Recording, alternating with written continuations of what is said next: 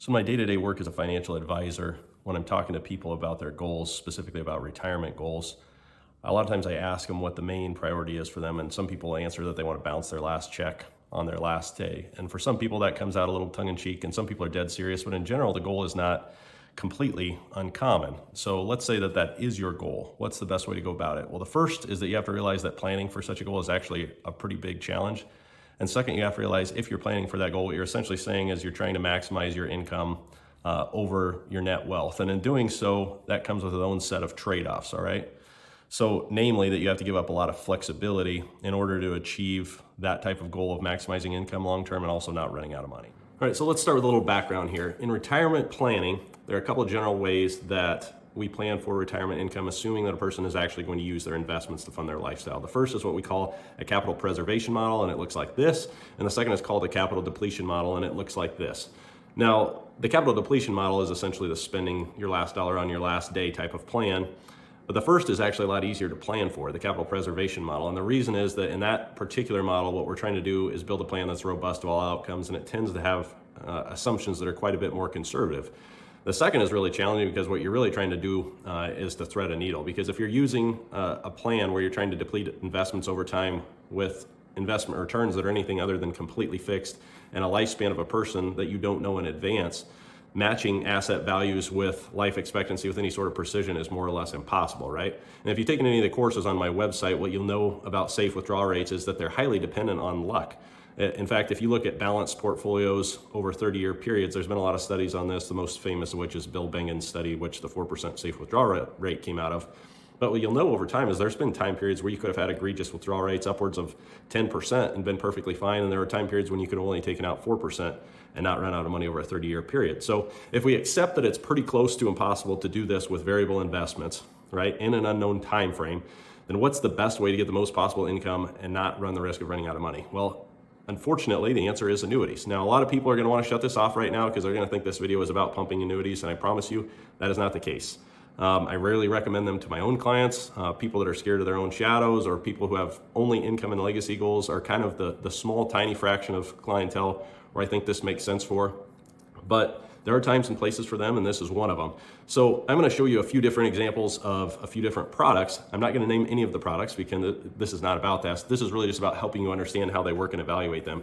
On our website, we actually have multiple different classes, each devoted to the very specific different kinds of annuities. They're kind of, in some cases, the Frankenstein of the world of finance. They're really challenging to understand. I don't even think all advisors that sell them understand what they're doing. But the truth of the matter is this isn't simple, and I'm hoping this is going to give you a chance to evaluate what a good bet and a bad bet is in this space. So first, why are annuities the answer to this question? So you could go on and on about the details forever, but most people stop watching videos after about 42 seconds, so I'm on borrowed time. But the crux of it is that insurance companies don't know any better than you do what a safe withdrawal rate is for you or when you're going to die. But what they do know is if they get a large enough group of people that they can reasonably predict the average life expectancy of that group of people and get close enough on average returns or at least hedge their return risk to the extent that if the actuaries do a good job, they're going to make money no matter what. That's what mortality credits are in annuities, and that's why they can guarantee you more income than you'd feel safe taking out yourself without their backing. They're really an explicit recognition that some people are going to live past their life expectancy and they're going to take out more than they put in, but they know on the flip side of that there's going to be somebody that takes a lifetime income and annuity and dies a year or two later, leaving the rest of their money to the pot, and the house wins, and in this case, the house is the insurance company. That's the trade-off, right? So if you plan on going this route, there's a couple of things I think that you should know. In my view, if you do this, you should pick products that give you an income level that you'd reasonably expect would cause you to run out of money if you did it without the insurance company's backing. And beyond that, if you aren't a person that expects to live beyond average life expectancy, a lot of times the numbers in the way that they work in actuarial tables for annuities don't favor you. So you should consider avoiding these if you're somebody that thinks you're going to have shorter than average life expectancy. All right, so I'm going to try to show you a couple of examples with some context, and this is really just to give you an idea if you find yourself searching for a product like this or if you find somebody pitching you on a product like this, it's really to give you a chance to reasonably evaluate what it is that you're seeing. So I'm going to show you guaranteed income for multiple products, joint guaranteed lifetime income at age 65. That means income for a couple for the lives of both of them. And I'm also going to show you the corresponding chance that that type of withdrawal rate in a regular financial planning scenario would run out of money. And when I say a regular planning scenario, I'm saying something like a balanced portfolio of 50 to 60% stocks, and we're running a Monte Carlo analysis, meaning we're trying to figure out what the actual probability is that you would run out of money if you started out with a withdrawal rate that looked like that. And then I'll try to add a little bit of color based on the nuances of each particular product. So the first product I'm going to show you here is an index linked product. And that means basically that you're going to have a little bit lower upside and you're going to have a little bit higher, you're going to have a little bit less downside. So the floor is going to be higher, but it's only going to guarantee you 4.7% at age 65. All right. The next product gives you a 4.9% guaranteed income for life starting at 65, but it also kind of ties your hands in terms of what you can do from an investment perspective. And the third gives you a guarantee of 5% per year starting at 65, but it makes you use pre-selected asset allocations. And what that typically means in the case of an annuity is that they're going to make you put the money in some type of relatively conservative balanced portfolio. Now, what's the disadvantage of all these? Well, for one thing, the guarantees aren't particularly high. For another thing, in pre-selected allocations, if you have total expenses in the contract that are 2.5% to 3.5%, the chances that the money does anything reasonably good in a regular balanced portfolio with 3% expenses are pretty low. So the other problem with these is none of them have guaranteed built-in inflation protection. Now, you can get contracts that have inflation protection as far as income is concerned, but they usually start at guaranteed levels. They're actually a lot lower than this. So there's a trade-off. So what's the actual chance that if you started out with a 5% withdrawal rate that didn't have inflation protection, that you would run out of money over a 30-year time frame? Well, it turns out not very good. In this simulation that we ran, it looks like it was about 3%. Now, is there a possibility that you could run out of money in different scenarios? Yes. If you had a 30% loss or something bigger than that, some type of catastrophic loss early in retirement, that would actually make the chances that you run out of money at past age 85 non-trivial. In this case, you can see they could be more significant, and that's the reason that insurance exists. So could it help? Yes. Would it take an extreme circumstance? Yes. So what alternatives do you have? Well, we'll go through those in a minute here. All right, so if you took from that last segment that I don't love those particular options, you'd be right. If that's not something that I do like, then what are the alternatives that are available? Well, there are really a couple. The first of those would be variable products that don't have investment restrictions, and the second would be SPIAs. So SPIA stands for single premium immediate annuity. The way that those work essentially is you're trading an asset for an income stream. So if I give somebody $500,000, they guarantee me 5% income for life. I no longer have $500,000. I have $25,000 of income each year for the rest of my life. If I live 2 years, that's how much I get. The rest goes to the insurance company. If I live 50 years, I get paid every single year for the rest of my life. So in order, like I said, to make what I would call a good bet, you need to have a product that if you ran the simulation in the real world would have a reasonable chance of actually running out of money. Otherwise, what are you paying the insurance company for? Insurance is about risk transfer, right? So I'm going to show you a variable product here. Variable just means that the cash value of the annuity is invested in something. And in this case, you can actually invest up to 100% in stocks in this particular product. But what you can see here is this actually has two separate guaranteed withdrawal rates. The first is what they'll guarantee you that you can take out of the contract until the account goes to zero.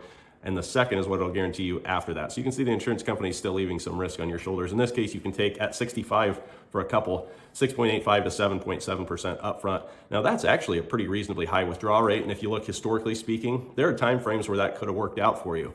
The difficulty in a variable annuity is a lot of times you're dealing with an expense hurdle that's probably 3 or 3.5%. So you have to take that into account.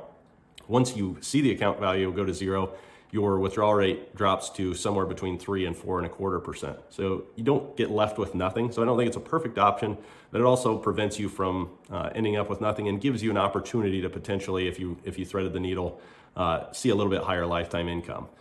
So what if you never want to run out of money and you don't ever want to see your income decrease? What is your best option? Well, I ran some SPIA quotes for a couple age 65, and what I came up with was this. And what you'll see is that the best option from an income perspective, percentage-wise, was 6.7%, right? That's pretty good income for the lifetime of a spouse, but no question there's trade-offs, right? So if you look at these particular products and you look at this particular example, what are the takeaways here? So number one, spending your last dollar on your last day is hard to plan for. I would say it's pretty well impossible, right? Number two, if you have zero legacy goals, the closest you're probably going to get is some type of annuity, right? So if you're working with an advisor and that advisor presumably is working with a compliance department, it's important to understand you're never going to be able to do this with all of your net worth. Maybe if you did it by yourself outside of the watchful eye of an advisor, you might be able to get away with it, but no reasonable person will let you do this with all of your net wealth. Number three, like I said, I think good bets are the types where the guarantee is a high enough amount of income that you wouldn't feel comfortable doing it on your own without the backing of the insurance company. Otherwise, what you're paying the insurance company for is peace of mind that isn't really worth the cost. Number four, for this strategy to make sense, you have to be a person where you'd reasonably believe that you're going to live to or beyond average life expectancy. And the reason is that's how the actuaries build the table, is around average life expectancy. So if you're somebody that thinks you're going to live shorter than that, it doesn't make a lot of sense to pay an insurance company to take on that type of risk. So of all those options, there are a lot of them. Yes, variable products without investment restrictions can be a good option. The truth of the matter is the purest way to play this is a single premium immediate annuity. And what's also true about SPIAs is that they're the least palatable for most people out of all these options. So when you're looking at this, there's never such a thing as an investment that's without trade-offs, and that's as true in this example as any other. If you plan on spending your last dollar on your last day, you've got a lot to consider. But if you're looking for pure income, it's hard to beat a SPIA, even though they're not always the most fun thing to talk about. So if this was educational for you, like the video, comment on it, ask questions about it if there's some things that confuse you, or if there are other topics you want us to look into, and subscribe to the channel. We'll go over a lot of this stuff all the time. Go to the website. We have tons of courses that dive into all these topics in really, really explicit detail to give you an opportunity to build a financial plan for yourself, and also to help you understand all of these topics on a much more granular level.